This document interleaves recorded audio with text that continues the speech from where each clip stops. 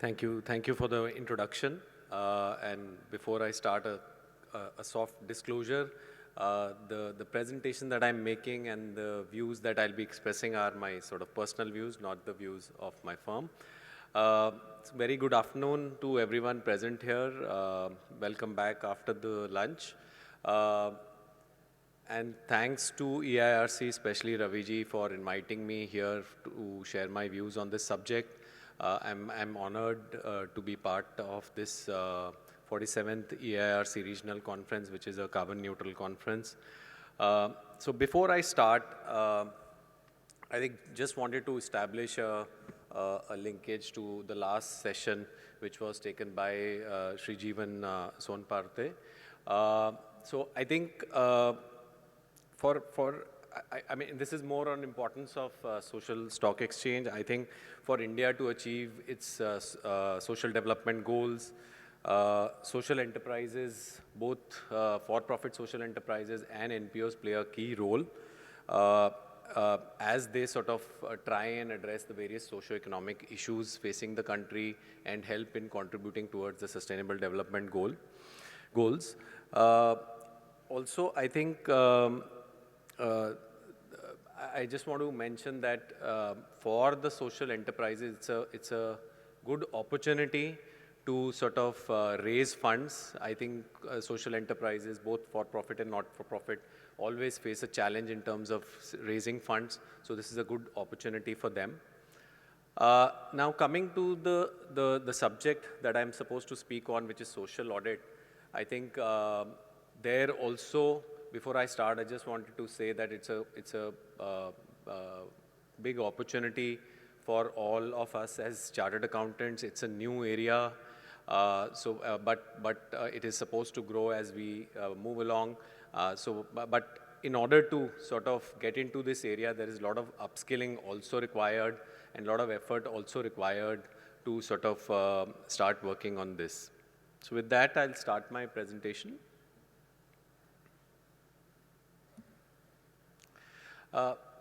I think building upon from the last session that Mr. Jeevan had taken, I wanted to spell out what are the key requirements with respect to social audit that have been sort of laid down in the framework for social stock exchange. So as per the guidelines, all social enterprises, for-profit as well as not-for-profit, listed on the exchange will need to get social audit of their programs done. Social auditors would need to register with SRO, and SRO, the self-regulatory organization, is Institute of Chartered Accountants of India. A separate Section 8 company has already been set up, which is called the Institute of Social Auditors of India, and that is supposed to sort of govern this whole social audit requirement and oversee the same. So the functions would include from empanelment to registration of social auditors, laying down standards, framework, code of conduct, etc. So that the whole process of social audit can be governed. And social audit, as again was mentioned in the previous section about inclusiveness, here I think this is an example of that. Social audit can be conducted by any social audit firm. It can be a CA firm or it can be a non-CA firm as well. The key criteria is that the firm should employ social auditors and has a track record of minimum 3 years of conducting social impact assessment.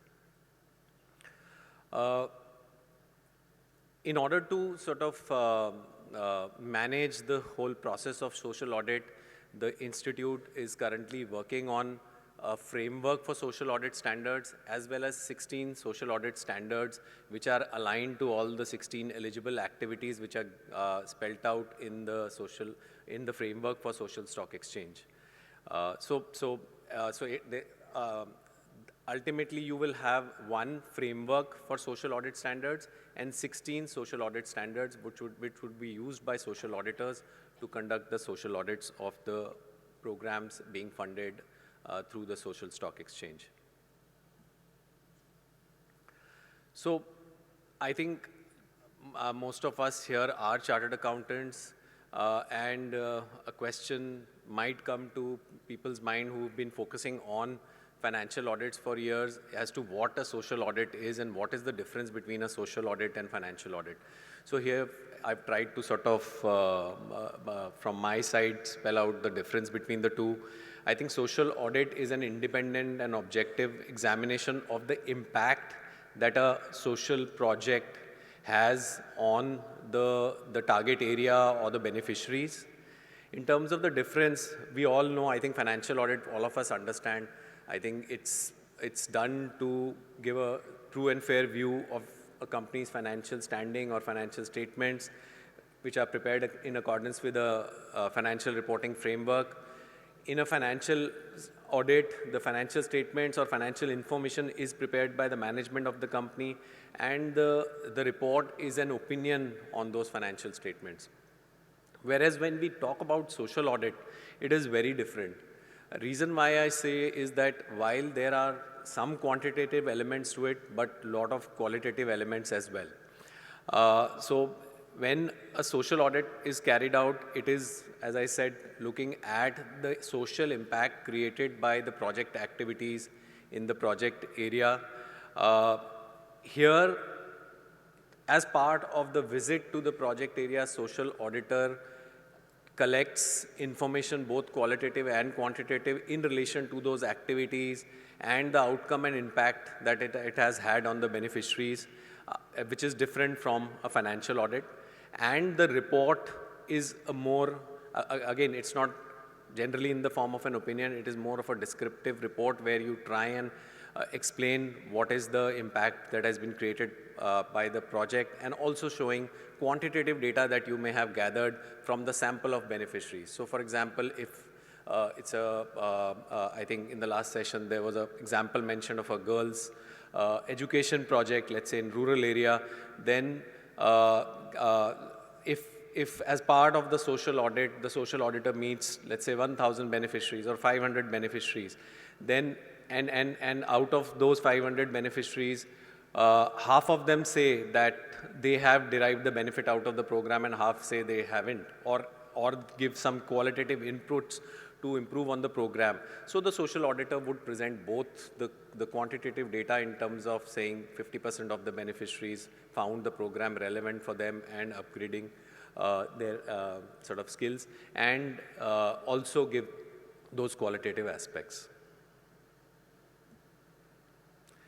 These are some of the elements of a social audit system, ecosystem, and similar, some of them similar to what we have in audit. So the responsible party is the one who is sort of getting the audit done or is executing the program. Social auditor is the firm carrying out the social audit, and intended users could be the responsible party itself, or maybe some other investors or donors who are also involved in the process. Some of the other key elements of a social audit are the program itself, the program or the project itself, which is being executed to address any of the socio-economic issues facing the society, and these would be out of the eligible activities that have been listed in the social stock exchange framework. Then in order to go to the field and assess the impact or do a social audit, ideally there has to be some framework developed by the entity which is executing the program. And normally this sort of framework is based on theory of change, which I will explain in the upcoming slides. So this sort of framework helps the social auditor to base the survey or the questions that are needed to be asked from the beneficiaries or target population, and sort of conduct the social audit.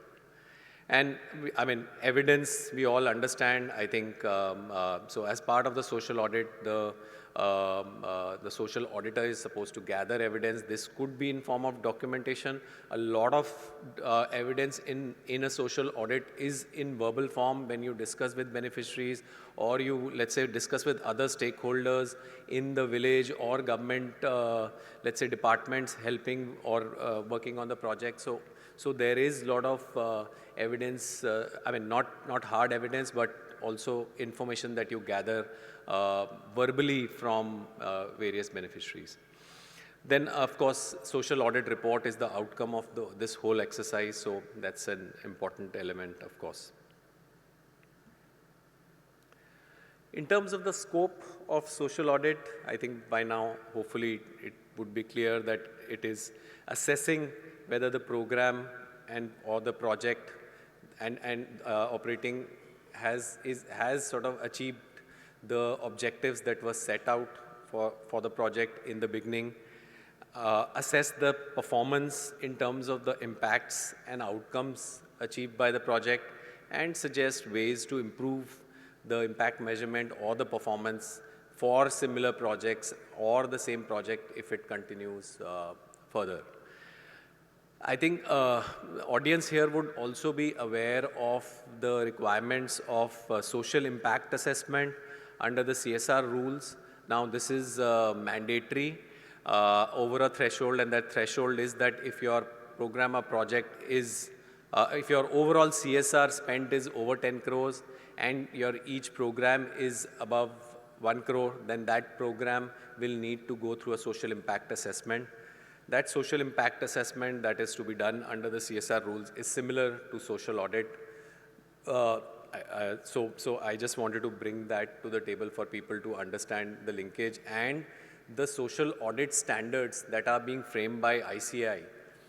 Both the framework and the audit standards, while they will be used for social audit for social enterprises listed on the social stock exchange, they can also be used for conducting the social impact assessments for the CSR programs. Because if you see, while the requirement of social impact assessment is there in CSR rules, but again, there is no framework or standard for social auditors or impact assessors to use as a framework to do the impact assessment or audit.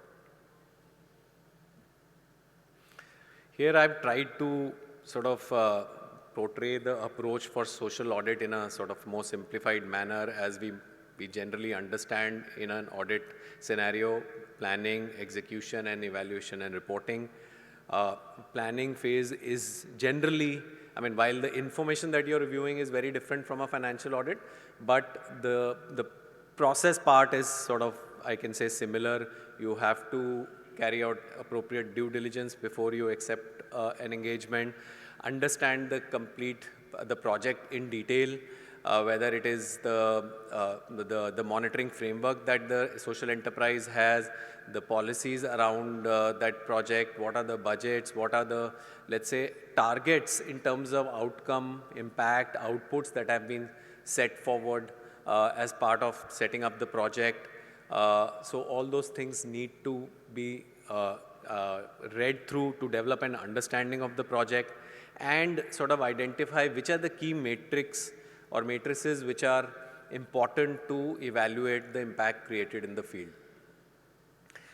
Once that is done, then a social auditor normally prepares a survey tool which is generally in the form of a questionnaire which has both qualitative as well as quantitative questions in it, and that sort of tool is the key sort of instrument through which the discussions in the field with the target population are sort of carried out.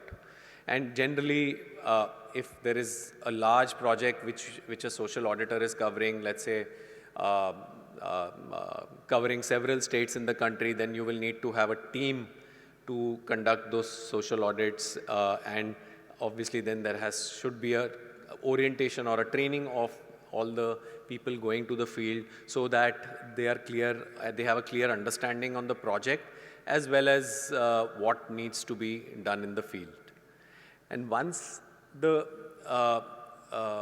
social auditors return from the field with the data, that data needs to be cleaned, then data needs to be analyzed in terms of what are the themes coming out of that data in terms of the feedback from the beneficiaries.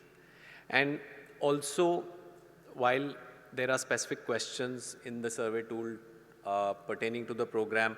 Normally, we use certain other frameworks. One of the frameworks is generally termed as the IREX framework, and I'll talk about it in the upcoming slides, to also evaluate the impact that the program has created in the field.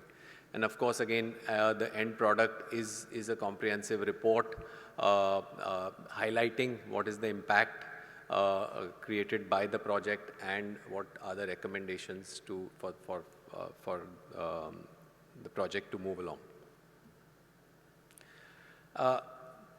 So I talked earlier about a framework around a social project. So don't get bogged down by the sort of the term theory of change.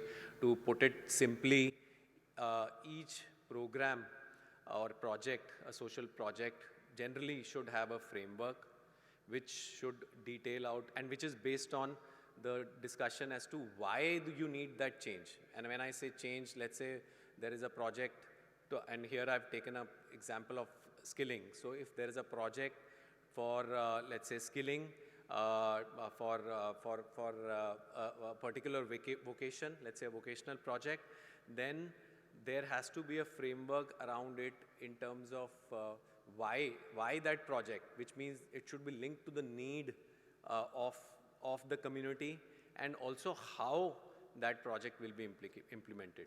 So this framework talks about project inputs, activities, outputs, outcomes, and impact. And it is very important to understand the difference between outputs, outcomes, and impact, because generally speaking, when we discuss, we do not differentiate and we use the terms interchangeably.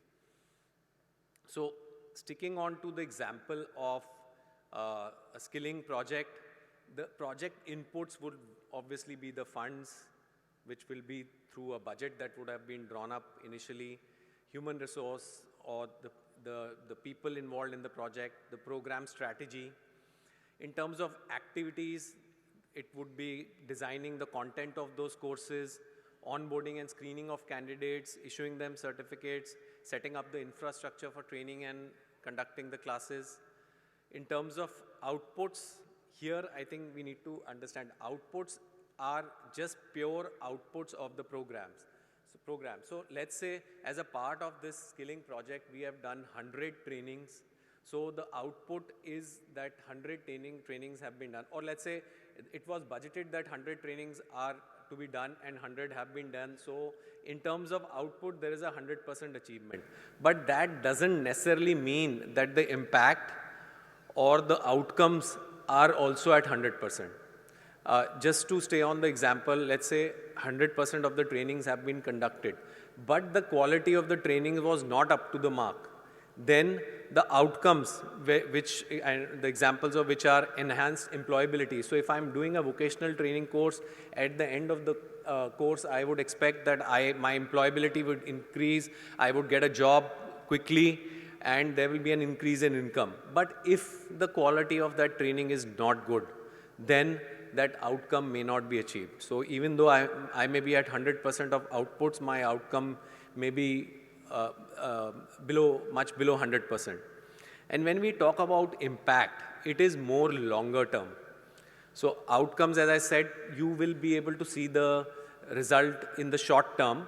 So trainings conducted, I've completed the training, I have a certificate, I get a job, I see an increase in income. That is a short-term impact in terms of outcome. But when we talk about impact, we are talking about better living standards. So if basis the increased income that I have got, how have my, let's say, living standards improved? How has my socioeconomic status improved? Has the health status of the family improved? The education level of the family improved? So these are more longer-term area. So I think it's very important, again, re-emphasizing that we need to understand the difference between all these. And as a part of a social audit, while idea is to look at the impact, but you look at the whole process, starting from inputs, activities to outputs, outcomes, and impact. I spoke about the IREX framework. This has been adapted from an OECD framework, and I'll just to put it simply, when a project is being executed, I think these are 4 or 5 criteria that we should always look at to ensure, again, that the project is addressing the requirements in the field. First is inclusiveness. And when we say inclusiveness, we mean that the marginalized sections of the society have been covered, the poorer sections have been covered, different stakeholders have been covered, and it should not be targeted towards a particular segment of the society. In terms of relevance, it should not be that I just create a project and do it. It should be linked to the needs of the community or the society that I'm working with. So if the community, let's say, needs help with water and sanitation, and I am trying to create a project around infrastructure or around education, that means that the relevance, it is not linked to the needs of the society. Then effectiveness, I think that hopefully everyone would understand that the program ultimately has to be effective in the field. It's not just about spending the whole budget of the program or just doing the outputs, but it has to be effective on the ground. Then convergence, I think normally when you see projects and programs being executed, there could be several stakeholders or players. There could be the village panchayat, there could be let's say a health center, there could be government schemes or programs in that area. So there has to be convergence with all those programs, and one shouldn't be doing a project just in isolation. Last, but definitely not the least, is sustainability of the program, and this means that when one is trying to exit from the program or the program is ending, one should ensure that there is proper handover of the program to the community. Community capacity building has been done to run the program, and so there are proper mechanisms around all that. So that's about sustainability.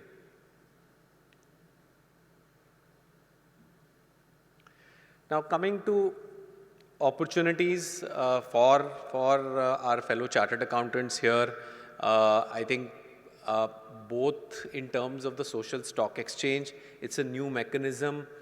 The guidelines and the circulars are still coming through. There'll be more and more guidelines coming in. I think the social enterprises, while they will need assistance on social audit, but they will also need assistance on getting themselves listed on the social stock exchange. And I think with our experience as chartered accountants on those consulting or areas, I think we should be, we can help them on those areas. We do understand the regulations and guidelines well, so that's something definitely one can do. I mentioned earlier that under the CSR rules, social impact assessment is mandatory above a threshold. So again, that is similar to social audit. Again, we can look at upskilling ourselves to do those impact assessments. And also, once you get into this area, government, international development agencies, and not-for-profit organizations also get impact assessments of a lot of their development programs done, whether they are, I'm saying, whether they fall under the purview of CSR or social stock exchange or not. There are a lot of agencies who get impact assessment done, so that also opens doors for all of us. But I mean, having said that, then nothing sort of comes easy. There is a lot of upskilling required. As chartered accountants, while we understand the audit approach, but how the social sector really works is something we will need to build as a skill. We may need to work with social subject matter experts or social experts initially, and or research agencies when let's say you're doing social audit of a pan-India project and has to cover, let's say, 20 states, you may need support also in terms of both capability and capacity. So these are some of the options I think we should look at as a sort of profession. Here just sort of made references to some of the frameworks and guidance which is there on the web, both in terms of OECD and I mean, two of the links are pertaining to OECD and one is pertaining to a study done by Niti Aayog to check the overall impact of CSR programs in the country, and also it gives certain frameworks that can be used for evaluation of the social impact. So that sort of brings me to the end of my session. The objective was to give an overview of social audit, not to scare people here, but to give an overview for you to understand what it entails, and that the key message is that we need to, if we want to get into this area, we need to upgrade ourselves in terms of those skill sets. There will be, as was mentioned in the last session, there will be a course from NISM as well for social audit. So of course that is mandatory. You have to pass it or get the certificate to be able to do social audits. However, there are several other courses also available online and otherwise, which may help you to upskill on this. With that, I'll end my session. Thank you.